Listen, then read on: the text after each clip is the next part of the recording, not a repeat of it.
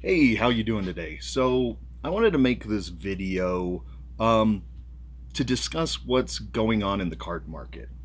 And um, I've collected cards for 20, 25 years, somewhere around there, since I was a kid.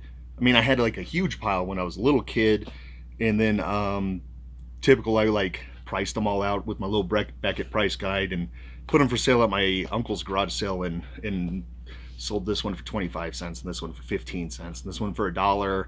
And then like sometime during the day some guy came by and offered me, I think it was $40 for like my entire binder. And I was like 12, and that was crazy money to me when I was 12. And so I was like, oh, I'm taking $40 and sold my whole collection. I mean, those cards weren't really worth anything anyways, knowing that as an adult. So anyways, let's talk about the sports card market. So right now there's two things. If you are a I am would not even consider myself an investor of cards. The worst thing, the number one thing that has been horrible about the sports card market has been the rampant investors that have gotten in. Now, if you are a seller, which I am a seller of cards, I collect and sell. If you are a seller of cards, you're loving the investors. Regularly on my eBay, I would used to put about 10 cards up every week, maybe. And, I'd sell, if it was a good week, I'd sell 2 cards. And, a good month, I'd sell 10 cards total. Sometimes I didn't even switch it out. Sometimes I just left the 10 cards and it becomes 9, and then it becomes 7 or something. And I'd let it just kind of roll over. And maybe the next month I'd throw 3 or 4 more cards on there. Recently on my eBay, it's Sullivan Cards Collectibles. Recently on my eBay, I have started trying to keep about 100 on there. And on a good day, I've sold 26 cards. On a, bad day, 4, 3, 4, something like that. And now, granted, I'm not selling high-end, super high-end cards by any means. I'm not one of these guys. If you have watched any of the videos or something of the top selling this, top selling that, something like that, you'll see these cards that are going for 1,000, 5,000, 150,000. Some guy just paid whatever it was, $1.8 million for a Giannis, rookie card. Which, I mean, I get paying $1 million for Wayne Gretzky, rookie, something crazy. I get paying $5 million for a T203 Honus Wagner, because there's 5 of them or something like that. I don't get paying, $195,000 for a Joe Burrow's rookie card. I mean, I don't get it. What happens if Joe Burrow's he's already got hurt, so he already got hurt. What happens if he this off season decides he likes diddling kids and then gets arrested with, I don't know, a bunch of Klan hoods in his closet and child porn, and he goes to prison for the rest of his life? Your $300,000 investment in that card is worth nothing. So I mean, like, here's some of the cards that I sell. Um, Here's a KJ Hamler. It's like, from Absolute. It's the green lettering one. It's his rookie. I'll put this on there for 99 cents if I'm lucky. This goes for $3, $4 maybe. Here's a Justin Herbert. People have been losing their crap over him. I guess he did just break the record. He just beat who was it, Peyton Manning's rookie record for touchdowns in a season or something.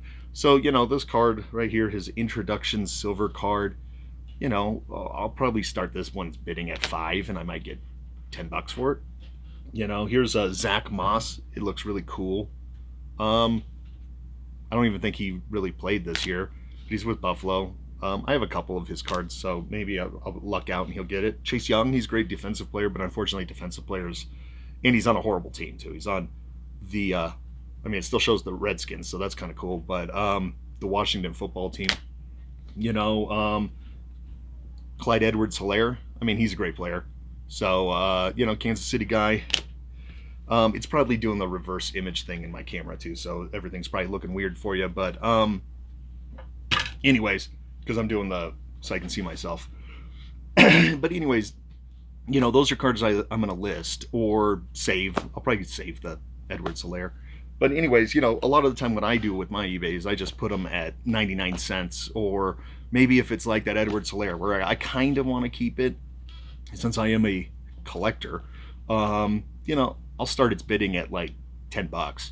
If you're willing to give me $10 for that, then I'll sell it to you. But if not, I'm going to keep it, just so I don't end up, because there's a lot of cards where sometimes when I started it at 99 cents, it's like sold for 99 cents. And I'm like, well, crap, I would have kept that in my collection for 99 cents, Investors are the thing that's ruining it. Now, I have subscribed to a bunch of people on YouTube just to see why the market is going crazy. One guy's page is sports card investor. The other one's like, PSA collector, things like that.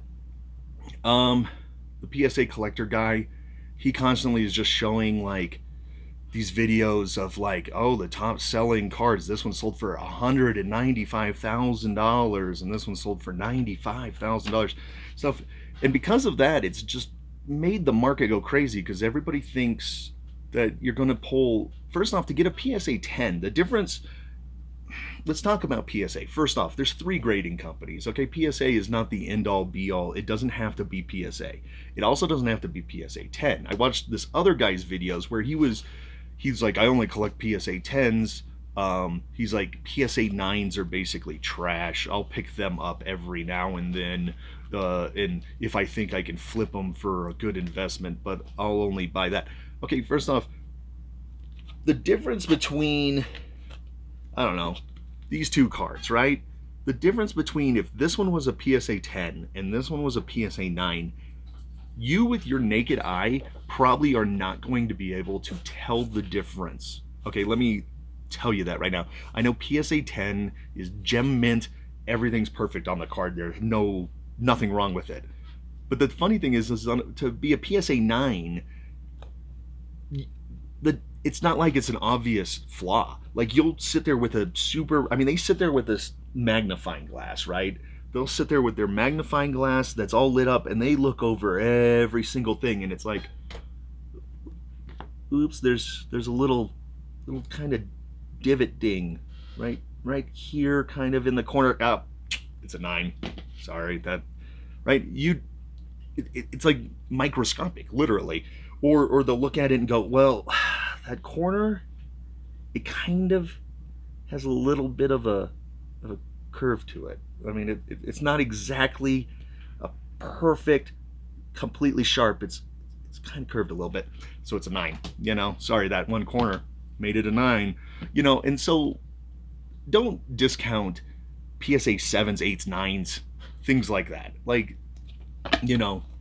especially when you get to older cards, vintage cards, I'm going to tell you right now, you're lucky if they come back a PSA 5. I mean, so I used to buy wax boxes all the time. I got one over there on my shelf I could show you.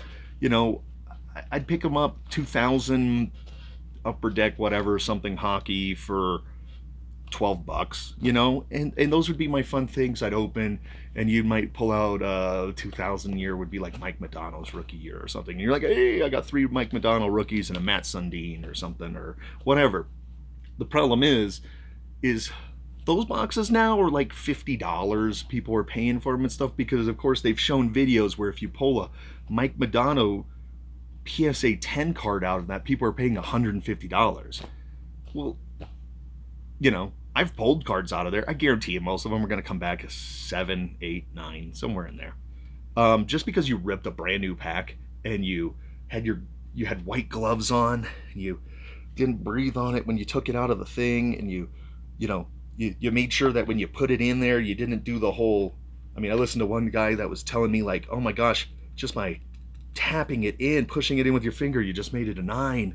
You got to make sure you never handle the card with your fingers, and you gotta tap it. You gotta slightly tap it onto the thing and stuff. Come on, man. Like, what part of collecting is that even fun? These investor guys though, and I've never heard of the guy. Call me an ignorant, stupid retard if you want. Gary Vee. I mean, I guess he's like some super famous investor, motivational speaker. I watched one of his live stream things. I mean, honestly, kind of a total doucher to me. Um, but he was just sitting there talking about it. Okay, first off, I'm going to tell you this about this. Okay, Gary Vee apparently like is on TikTok, Instagram, YouTube, Facebook, everything. He's on all the things. I'm going to tell you right now. If he told you, now it's funny that I have this card. This is like my high school baseball coach, Pat Dodson, right? What Gary Vee does, if you haven't figured this out, is he sits there and he will buy up every single Pat Dodson Future Stars card. And then he comes onto his thing and he starts telling people, guys, the next big star for the Boston Red Sox is going to be Pat Dodson. What you need to do is go out and buy as many Pat Dodsons as you can. That is my suggestion as Gary Vee. Go out and buy every Pat Dodson that you can find. Now, what you don't know is he's already sent off his 150 something Pat Dodsons that he bought for, $100 and sent them off to PSA and got them all graded PSA 10. And then he's throwing them onto eBay and his other sales sites and through other people, and he's telling you to go buy them all. And when people are all of a sudden buying them for $1,000, $5,000, $10,000, $150,000 for a Pat Dodson card, and he's like, "See, I told you, you're making a fortune because I just made $1 million selling Pat Dodson." Well, you don't realize he's just totally manipulating the market, and that's what he's been doing. Now, the thing is you're gonna also, a guy like me, I have probably $5,000 a year I can spend buying sports cards, right? So when there's Panini Prism boxes that cost $1,000, and there's those what is it? Immaculate Basketball's $3,800, or it used to be $3,500, like a box at retail. God knows that thing's probably $10,000 now. I'm not in the market for those cards. I mean, I'm in the market for the absolute football and the. If you've seen some of my breaking videos, Donruss or something like that. I mean, my crazy splurge was buying the box of Elements that cost $200 something. Like that's my crazy splurge, and I would probably say I'm like 80% of most people. So when you're listening to these sports card investor PSA whatever guy, Gary Vee guys, and they're talking about investing, they have like $1 million they can invest. So they can go out and buy, when they're talking about, oh look, this Giannis card was selling for $1,000. This PSA 10 Giannis card was selling for $1,000, and then 3 months later, it's selling for $5,000. Great, but people like me, I can't go out and buy 5 PSA 10 Giannis cards and then just do nothing for 4 or 5 months and then throw them back on eBay and hope I make $20,000 or something. That's not, one, that's not fun, but two, that's not realistic, because again, I like to collect cards. I have probably 10,000 something cards on my rack. I go through them and I'm like, ooh, I don't want to get rid of this one. Ooh, I like this one. Stuff like that. The other thing about PSA 10s, and the other thing that the investor market has kind of sucked, it's great for PSA. I should say this too. I work at a sports card store. So like my boss has gone gangbusters. He's sold biggest year ever possible. He's sold more cards. You can't keep boxes on the shelf. It kind of sucks even working there sometimes, because we can't even like price the boxes anymore because they go up so much. Like, so we'll get a case and we'll sell those ones at $60 or something, these blaster boxes. And then all of a sudden they're going for $85 regularly on eBay. So when we pulled the next case out of the storeroom, we're like, screw it. We put them at $80 and people lose their shit because it's $5 less than they're selling online. And we sell that whole thing. And, that's what we've been doing, or that's what he's been doing but he doesn't mark his cards up a lot. I've mentioned his store many times in there. It's Mike's Sports Cards Collectibles. He doesn't mark his cards up like crazy by any means, but he also isn't stupid. He's not going to sell, like there was 2016 certified football. I mean, you used to be able to buy those for $400 or something, $500, somewhere around there. And because some players hit big out of there, and because those cards have gotten worth valuable, they started climbing. And I think he's gotten 2 boxes, and he's got them marked at like $1,800. So yeah, he'd lose his ass if he sold them for $500 or whatever, like they used to be. So he's gonna mark up certain ones for sure. But the thing is what I'm getting at is don't just focus on PSA. I've sent some cards off to get graded. It's going to be kind of hilarious because I guarantee none of them are a 10. But they were just cards that are in my collection. And this is what I usually do is I usually send cards off. I send my 50 cards a year off to PSA. And they're ones for just my collection. So I just want them sealed. I just want them graded. I don't care if it comes back like this. I have this one right here. This is a PSA 1981 Wayne Gretzky with an auto, right? It's an auto Wayne Gretzky. I mean, that's pretty awesome for my collection. It came back authentic auto, no grade, because I don't remember if I didn't pay to get it graded or not, and I could resend this in and have it redone again and maybe get a grade on it. I mean, the card honestly looks decent. There's some staining on it. There's some things. It'll probably come back like a 7. But the thing is I don't really care because I just got this long ago. This is one like I did like 4 or 5 years ago or something like that. So I think I only paid because I had bought this on eBay with an autograph and it wasn't authenticated. So I think I paid the guy like $6 for this or something. So I was like, all right, since it's like a hand signature Oilers auto card, I probably just got ripped off. The guy probably just wrote Wayne Gretzky on it himself. So I had sent it off to PSA and it came back that it was authentic auto. That's all I cared about, was just to make sure it was an authentic auto. Now it's probably at least $100 card. Hell, I mean, the way the market's going, I might be sitting on $100,000 right now, but I'm not ever going to sell this. I'm going to keep this in my collection. And that's what I used to do with PSA send cards off. Now, I just recently sent my last batch of cards, and they were, again, all cards I'm keeping, so I don't care if they come back. I know I screwed one up. There was this Russell Westbrook rookie card that I really like, but it's like a mirrored card, and man, you cannot touch that card without getting a fingerprint on it. And I wiped it down with a microfiber towel. You don't ever want to go spraying stuff on it. You'll come back altered. But I did that, and I'm sure it's in the holder thing with a friggin' fingerprint somewhere on there. I guarantee I missed one or something like that. So it's gonna come back probably like a horrible grade. It's gonna probably come back like a 6 or something because my dumb thumbprint is on there.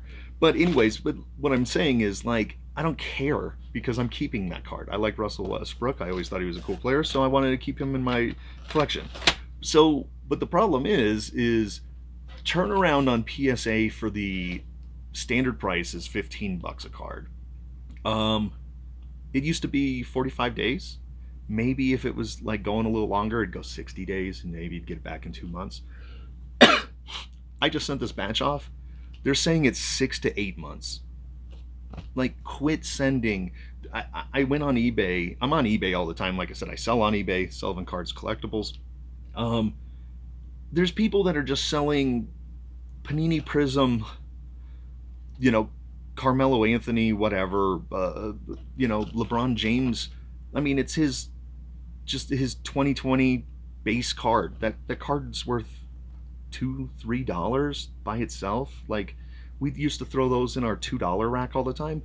But now if it comes back a PSA 10, people are paying like $800 for that stupid thing. Like, it's not even his rookie card. It's nothing. There's nothing special about that card.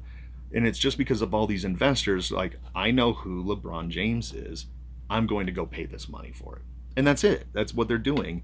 And it sucks because, one, it's tying up. I mean, PSA, all the grading companies love it because Beckett and SGC are probably getting way more business than they ever have because PSA's got such a bad turnaround. But the issue that sucks about it is that people like me that want to get our cards graded, all these investor guys are just sending in hundreds and hundreds of cards at a time, and they're just tying it up, just getting, I mean, you go buy one box of Panini Prism and just pull every guy out of there that has a name that's a starter in the NBA, and you send every single one of those cards off to get graded, and then you're going to throw every one of them on eBay.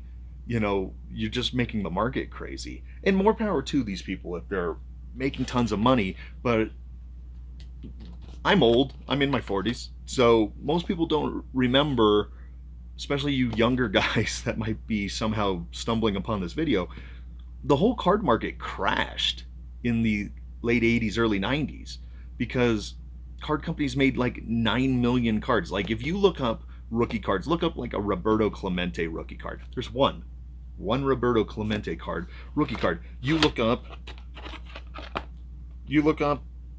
LaMichael Pirine right here. LaMichael Pirine, this is a cool card. I was going to sell it, and then I decided, you know what, it's kind of cool looking. I'm going to keep this one. You look up LaMichael Pirine rookie card. Okay, he's not a starter. He wasn't drafted in the first round. He's not a big player or anything like that.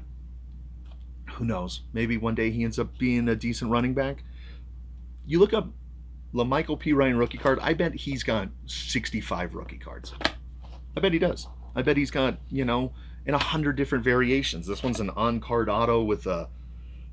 It's supposed to be a jersey, but it almost seems like they left it out. It just seems like it's just like paper under there, which is kind of funny. I don't know if it's supposed to be his pants or something, but I mean, I'm not kidding you. It looks like they left the memorabilia out. But I mean, so that's the thing is like some of these guys, they make so many cards. Eventually, either the card market's going to crash again, which is fine for me because then I can go back to collecting my cards. Because what they did was they used to make so many cards that's why when they redid cards, they started making numbered cards, and then they started making variations. They started making auto cards. I mean, back in the day, if you got an autograph on a card, it was like ridiculous because there wasn't 3 guaranteed autos in a box and 4 refractors and this and this and this, because that's what you're paying more money for. A lot of those boxes is you're guaranteed 5 autos or something like that. There wasn't those things in it. They started doing that, and the base cards were basically just throw them in the trash. They're worth nothing, and you kept those 5 cards, and that was it. In the market's kind of going crazy now if all the base cards and stuff, everybody's done. But the other problem with the investors is one of my favorite things is when I had to go to Walmart or Target or even the dollar store is buying myself some sports cards. And there would be the blaster boxes and there would be the things. Now, I'm not going to say that I haven't done this. I bought 2 2018-19 blaster boxes and a basketball at Target. They were $20 a piece. They were $19.99, and I put them on my shelf. Completely forgot about them. And I even have a video on here. I was going to open them, because I was like, oh, I might have a Luka Doncic rookie card in there. And then I was like, wait, I wonder how much an unopened box is going for. And they were going for ridiculous. So I put those 2 boxes on eBay, starting bid at $300. And it sold, the 2 of them sold for $427 to some guy in Florida.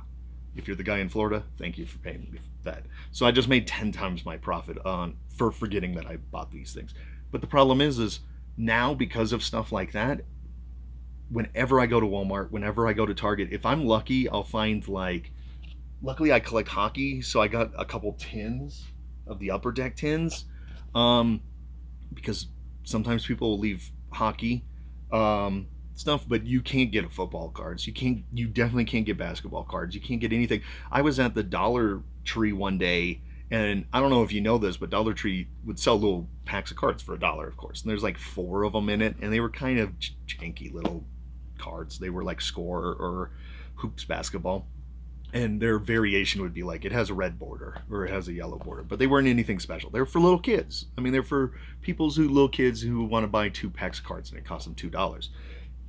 I was there, and this guy goes and grabs the whole big giant box with the fold out thing and went on to every aisle and grabbed all 3 of them at the checkout registers and says, I want to buy these. And it was $300 or something, and I'm sure he's got them on eBay listed at $5 a pack now or something like that. And that's the thing is at the card shop I work at, we get people constantly calling, bringing in Target bags, bringing in Walmart bags of these hangers, and they're paying $9.99 for a hanger of, I don't know, absolute football.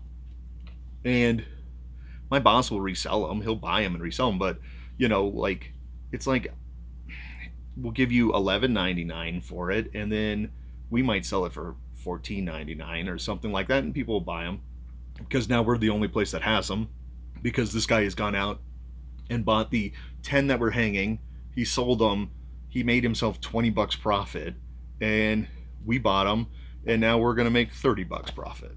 And so it's a win-win for everybody reselling them. But the thing that sucks is people like me, when I get, hey, can you go get some eggs and some bacon, blah blah blah.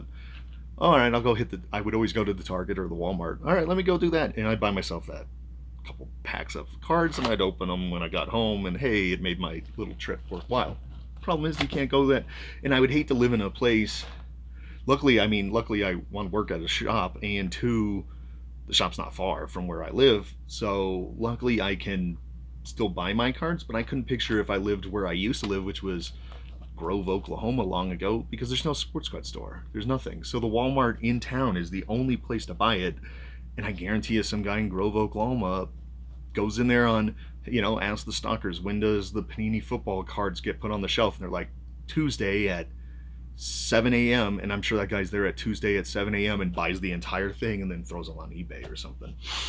But let's talk about graded cards real quick. Like I said, I already went. There's this constant hunt for PSA 10 gem mint cards is ridiculous. Like I said, you with your naked eye are not going to be able to tell the difference between a 9 and a 10 in most cases. You are just not going to. You can tell the difference between a 7 and a 10, right? Pretty obvious. Usually it's got some pretty rounded corners or something wrong. But I mean, it's like if it's an older card and it's got a little pinhole mark in it, it's already like an 8. Just one little tiny pinhole mark. Boop, it's an 8. So, but the other grading companies too, I've heard other people say, oh, you have to collect, and this is like the Gary Vee thing and the PSA collector guy and stuff. They're like, you have to collect PSA. They're the number one. Okay, they've just been around the longest. They're the one that everybody's always used.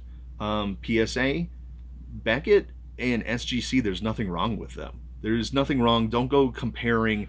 People look up the values and prices on the things and go, well, okay, a PSA 10 of this one sold for $100,000 and SGC 10, whatever, black label something, because they kind of, Beckett and them they have 9.5 as a 10, but then a 10 with a black label is the more exquisite one, which is actually somehow worth more than the PSA 10 because there's only like 4 of those cards in existence, and like their grading kind of gets a little weird with SGC and stuff. But what I'm saying is you get these people that like only want PSA. There's nothing wrong with Beckett or SGC. There's nothing wrong with those. So don't just look at those, because people will look at the comp prices or something. Oh, SGC 7 sold for $900, but a PSA 7 sold for $1,200. Well, the reason is because there's way more PSA, and because of people like a Gary Vee or something that are telling everybody to buy PSA cards. But here's a good example. Like I said, here's a PSA card I got that I just wanted to have it authentic auto. I just wanted them to authenticate the auto card. There's nothing wrong with that. This is a company, I don't even think they're around anymore, GMA, 7.5 near mint. Now, you can tell like one of the corners is a little off or something, but it's a Bo Jackson card. I mean, if there wasn't a 6 or 8 month delay, I would send this card in and have it taken out of this and put into a PSA holder, and it might come back an 8.5, or a 9 or something. It might come back an 8, and I would have a cool Bo Jackson rookie 8 or 9. Here's Professional Grading Authority, so that's PGA, Gem 10, Adrian Peterson. Now I got this for like nothing. So here's another Adrian Peterson though. Being from Oklahoma, I always liked OU guys. Here's a 9. And the nice thing that Beckett does that PSA does not is you can get the subgrades. And so it's centering. It's a 9.5 on centering because it's off a little by like a hair of a millimeter off on one edge, so it's a 9.5. Edges are a 9, which It's because they're kind of slightly barely round. With a microscope you might see it. Corners, those are, I mean, the edges are, my bad, the edges are the sides, so it's, there must be a scratch or a nick or something. I don't really, can't tell anything. Corners are an 8.5. So that's the little barely rounding on the edges, on the corners there. Surface is a 9.5. Surface is like, they'll literally throw this under like a black light and shine it and like, oh yeah, no, there's a little scratch there and stuff. So 9.5. So there must be like a little, you know, somebody breathed on it when it was raw. But anyways, that's a 9. But like, you'll hear people saying like, well, you don't want a 9. Like this one guy, his channel's like the Sports Card Investor. He said like one of the dumbest things I'd ever heard. He said something like, if you think that this card, just because you pulled it out of the pack, is going to come back a 10, you need to really like throw it under a microscope and really look it over, because if you send it in and it comes back a 9, the card's worth less than it would have been raw, which is completely false. Like if it came back a 7, at least it's in a plastic case and it's always going to be a 7. Like somebody already knows what it is. The only way that that card is worth more than it is graded at a 9 is if you sold it on eBay and you listed it as a possible 10 and you got somebody to pay a high dollar price for it thinking they were going to get a 10. That's the only way you're going to get more money out of it raw than you are if it's a 9. So don't do that. Here's an SGC. Now SGC, a lot of their rankings is like 100 to something. So this is a 96 mint 9. So it's 4 points off from being a 10. This is Scott Stevens authentic Hall of Famer auto. I got an authentic. They authenticated the autograph on it. Here's a 10, basically in my book, because it looks like it. I'm pretty sure there's like a little speck in the little corner down here, and it's probably when the guy was holding it and signed it at some card show or something like that. I don't know. And then there's like a little bit of a stain barely in the left corner. Again, it seems like where he would have held it and maybe signed it. So that made it not a mint 10. That's it, though. That's the only difference. But it's an autograph. Scott Stevens, he's a Hall of Famer. Here's a Sage Hit 10 from PGA. Here's a good one. This card goes for a ridiculous amount now in a PSA 10. Here's a Bo Jackson 1990 score, the cool one where he's got the shoulder pads and the thing. This one came back a near mint 8. Now, again, if you stare at this card long enough, you might find where they somehow came up with it as an 8 instead of a 10. This is the one that says Bo on the back, right? But as a 10, I think this card's worth like $1,000 now. An 8 is probably worth, I don't know, $300 or something. I don't know. Who knows? I mean, the way the market's going, it's ridiculous. I bought this at like a card show years ago. I didn't send this in to get graded. I bought this at a card show years ago, and I probably paid $20 for this.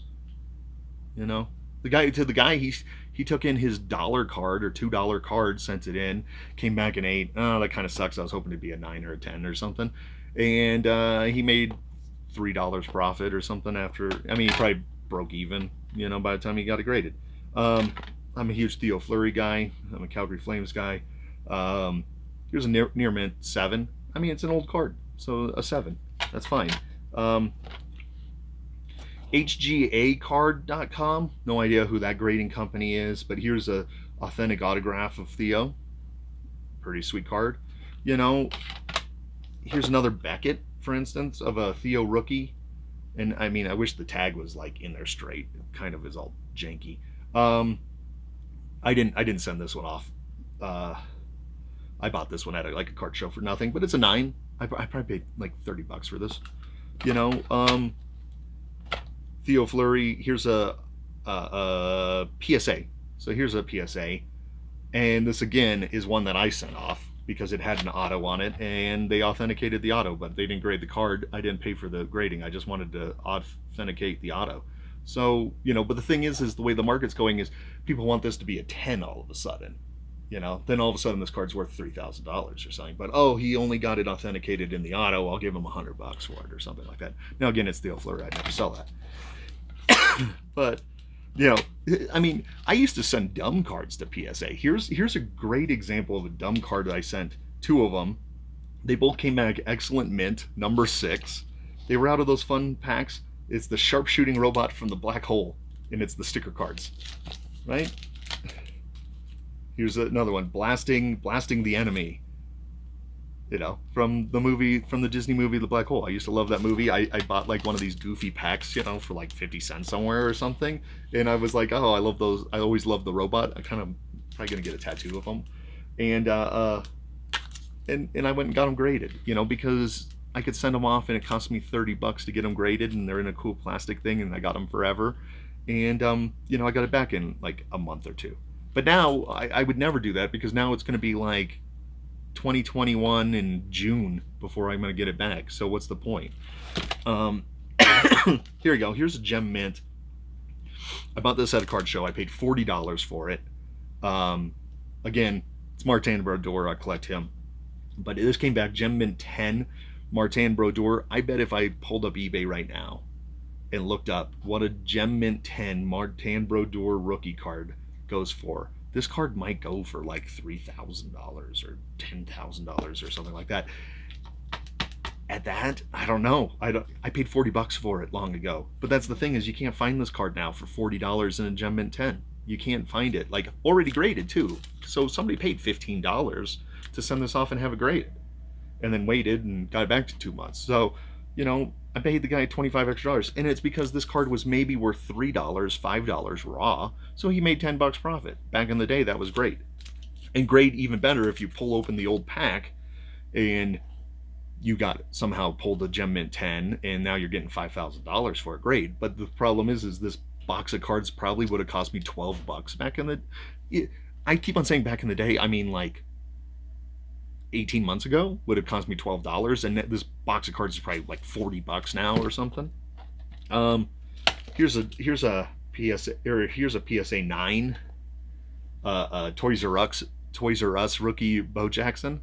You know, again, people wig out because it's only a 9, but I mean, to me, and it's probably a 9 because it's like the picture's a little fuzzy or something. I don't, you know, the PSA doesn't tell you why it's a 9 or something. Here's a 9.5 Mika Kiprusoff rookie card, 9.5.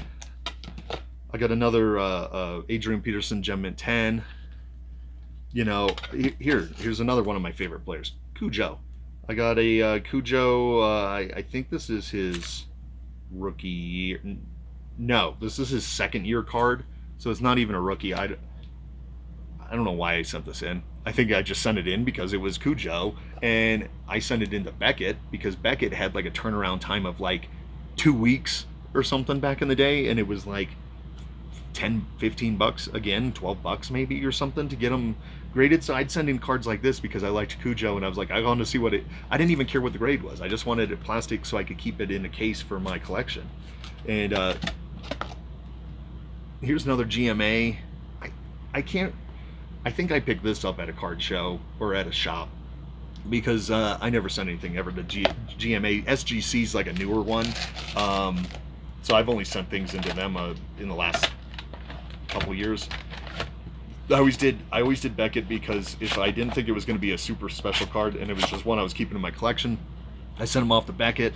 If it was a card that you know, I thought maybe I wanted like the autograph authenticated or something like that, I'd send them off to thing. These BCCG cards were ones that you would get in those boxes. You used to be able to, again, at Walmart, be able to buy this box of random cards inside of it, and you'd get one graded card, and it'd always be BCCG or something like that. Like even on my eBay, I have some of the cards that like used to come in those. Here's a Pacific private stock, and it's from Advanced Grading, and this one's a 9, and it's Sammy Sosa on his home run. You know, you would get like that in the thing, and I think the whole box was $10-20 or something, and you got a bunch of cards and you got a plastic card, and that was kind of cool. They don't even make those anymore. You can't buy those anymore because all those cards that they used to throw in for free are probably basically were free because you're basically paying $20 for the plastic card, are now worth more money than the box was worth. So they're not doing it. But that's, I don't know. That's my whole thing is, if you are getting into this as an investor, great. Please stick with basketball. I don't really collect basketball. I would buy a couple basketball boxes in a pack here or there. Please just stick with basketball. Don't move into hockey. Please don't move into hockey. Leave hockey for me. It kind of sucks that you're kind of moving into football. But the nice thing about football that all these investors are kind of only caring about like Hall of Famers like, John Elway, Peyton Manning, the big ones. I've even heard guys that are on those YouTube channels and stuff talking about investments in PSA cards for football players. They're like, stick to the quarterbacks. The quarterbacks are the only ones that ever go up in value. They're the only ones that matter. Running backs, blah, blah, blah, are worthless. Awesome. Please do. Leave all the Barry Sanders rookies, and because I collect Barry. I have 500 something count box. I probably have 8,000 Barry Sanders cards. I probably have 100 of his rookies, and I know I have at least 10 of them graded, and I even have a couple PSA 10 graded ones, and those again used to maybe go for $50. If it was a 9, maybe $100 if you were really digging somebody for a 10.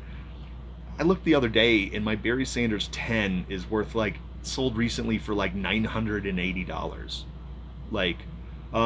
A good example. Here's a good example of investors, and this is what I'm getting into, is if you are starting to collect cards, one, collect cards because you like cards.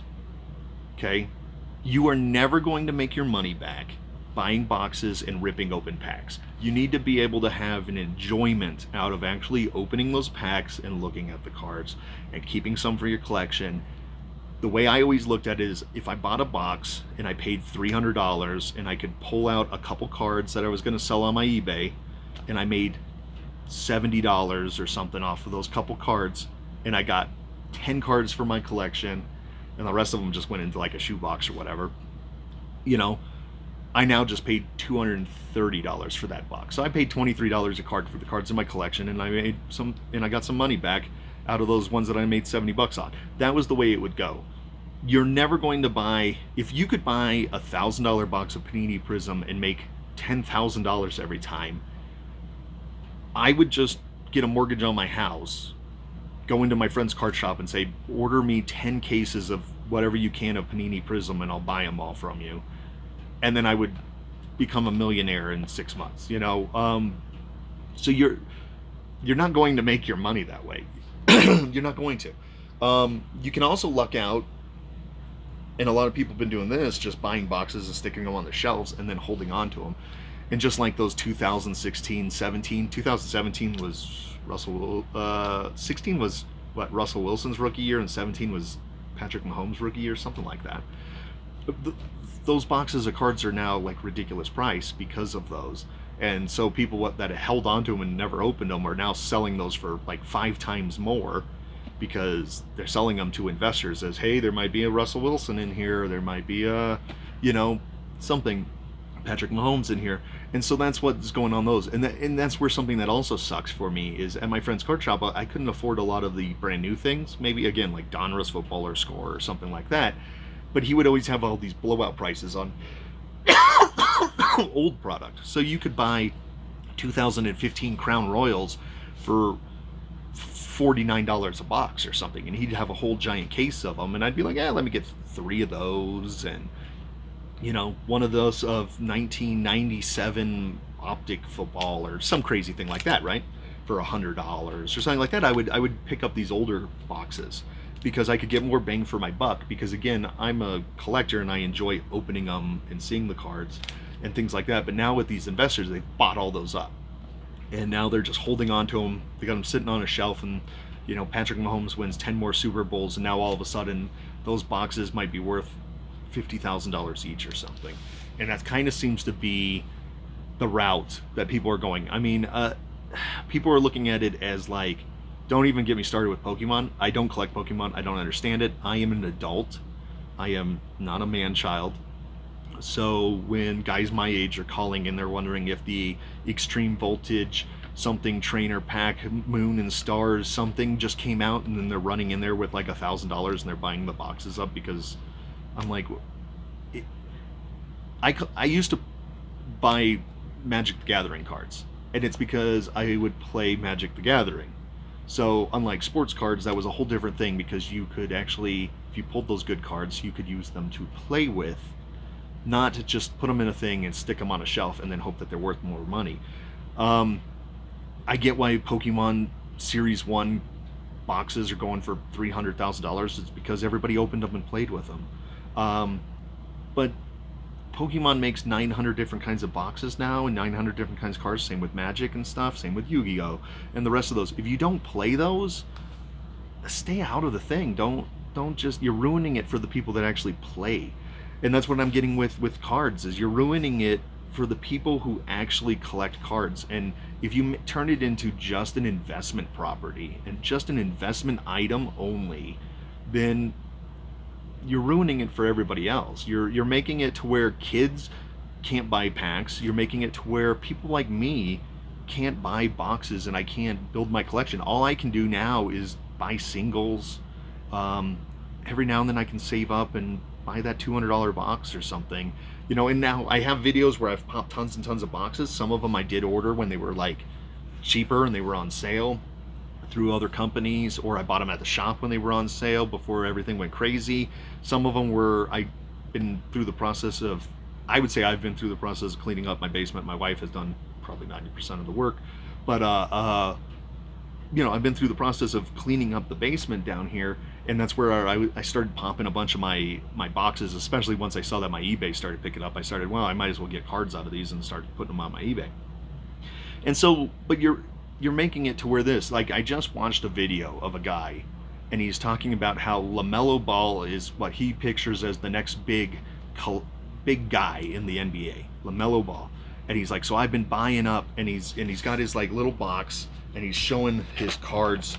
He's like, oh, I'm buying all these jersey auto rookie cards. He's like, don't buy anything other than the rookie cards, and they need to have the jersey and the auto and the something, and if they're numbered, even better, and blah blah blah blah blah. And the guy's video even starts out with, I'm a tech investor, and I've recently gotten back into cards, and I find these a great investment. And he's like, so I've focused my collection right now currently on LaMelo Ball. Here's the thing is, one, if you focus on one player, if you focus on, say, like, here's a really cool Joe Burrows card I have, right?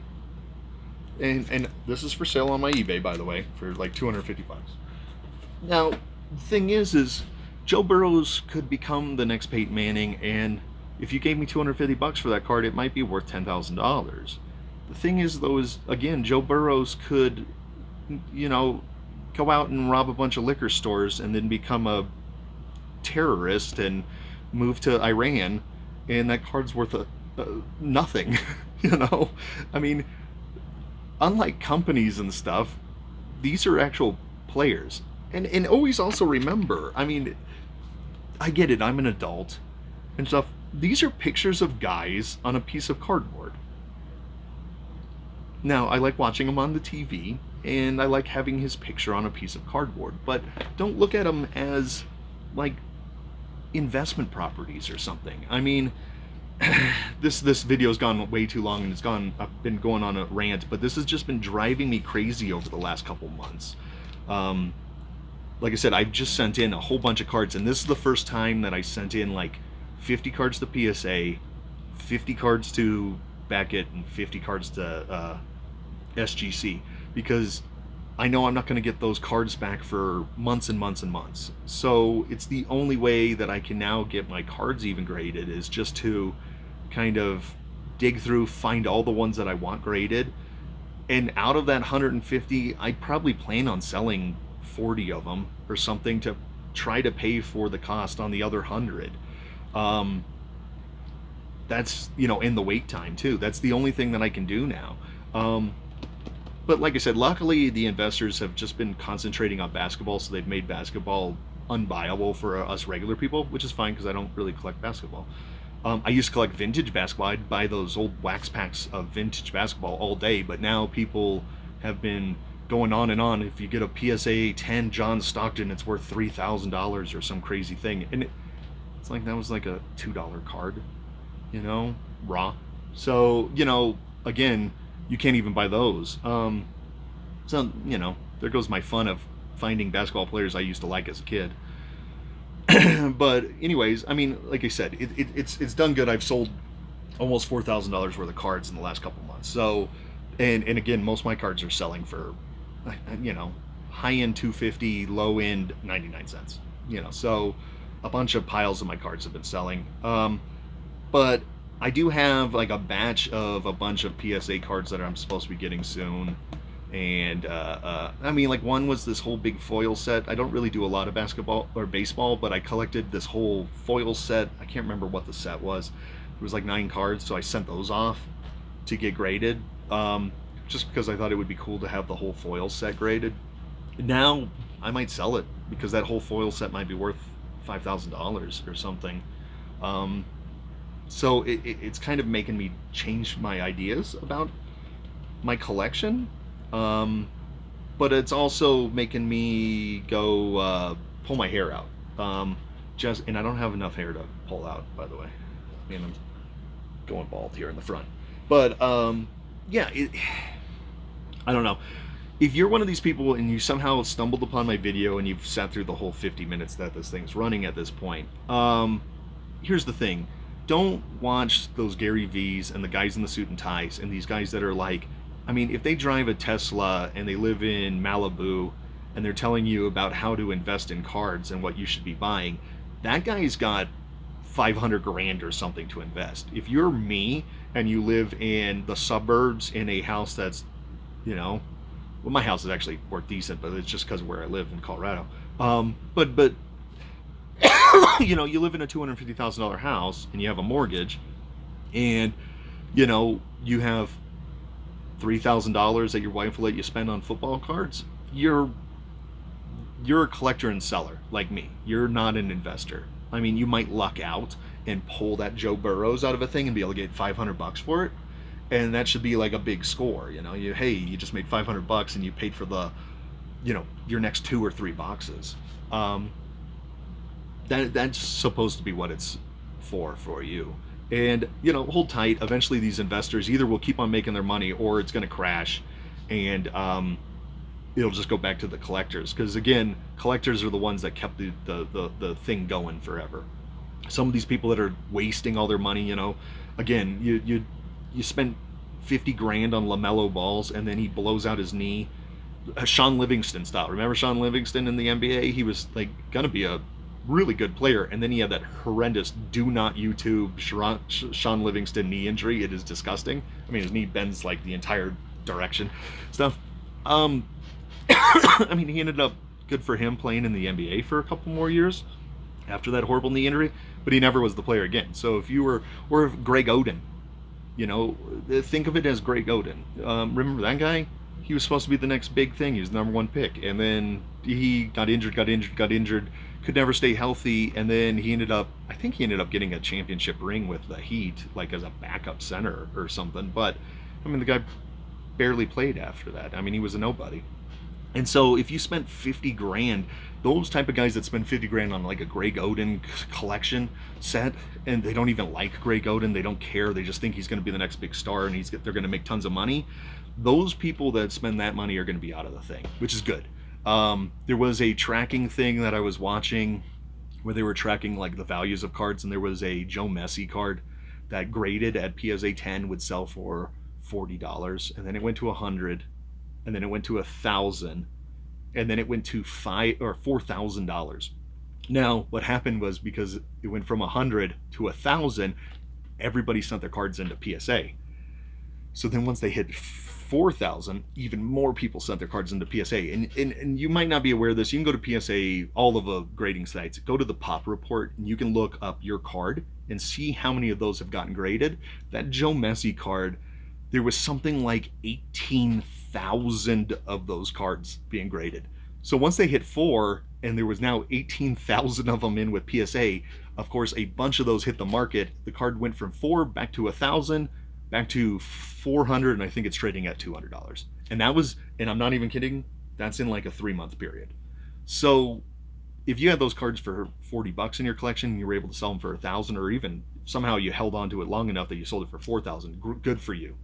But if you were the idiot that bought them at 1,000 and then you didn't sell them at 4 because you were thinking to yourself like, oh, these are just going to keep on going up, and then it dropped to 1,000, maybe if you were lucky you panic sold them and broke even.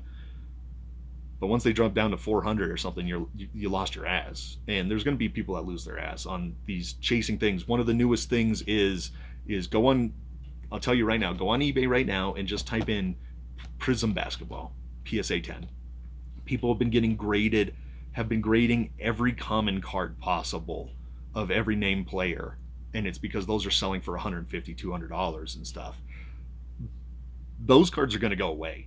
Nobody, at some point, people are going to get stuck with a giant box like this of PSA 10s of Carmelo Anthony Prism basketball cards, or Russell Westbrook or something like that, and then the only person that's going to come buy them because you thought you were going to get $300 a card is here in a year or two. There's going to be a guy like me that likes Russell Westbrook, and I'll pay you exactly like I paid on some of these ones where I paid like $25, and that's gonna be the thing, and the guy's gonna have lost a couple $1,000s. Now, to those investors that have $500,000 to spend on it, they don't really care. I mean, they do, but I mean, if you, yeah, I tried investing in sports cards. I took a hit. I lost $100,000. Guess I can't get the new Tesla. You know. Now, to me, like the regular guy, it's like, well, I was planning on paying off my house, but made a bad investment in sports cards. Those guys are screwed. And so, you know, that's my rant on the current card market right now. I'm going to try to start putting more card content on, because that's kind of been my thing. Every day I'm down here in my basement now for 4 or 5 hours going over cards. Maybe I'll pull out some of my choice ones. Maybe I'll show some of my favorite hockey ones, maybe some of my favorite football. Maybe I'll show you my thing. When I get my PSA, SGC, and Beckett cards back, I'll make a video. I'll make an unboxing video, and I'll show you what grades I got. I sent some old gnarly cards, so I don't even care if they come back a 1. I mean, it was like a Larry Doby card. I got a card from 1910. I think it'll probably grade like a 1. You know, cards like that. You know, because again, I don't sure if it was a 1910 card and it comes back a PSA 10, I'm sitting on a fortune. You know, I'm going to be on the thing, but this thing looked like it'd been run over by a truck a million times. So, I mean, again, the card's 110 years old, so you can't expect too much. But anyways, yeah, maybe I'll make some more videos like that. Hopefully you like this video, and you sat through the whole hour that I've been ranting. And I'll just keep on making more content to deal with that kind of stuff. All right, thanks for watching. Please like, subscribe, all that fun stuff. Every now and then, if there's a Nuggets game going on, I'm probably working. I'll be at Mike's Sports Cards Collectibles in Aurora, Colorado. So come in and say hi. Usually work in the evenings. Yeah. Anyways, thanks for watching my video.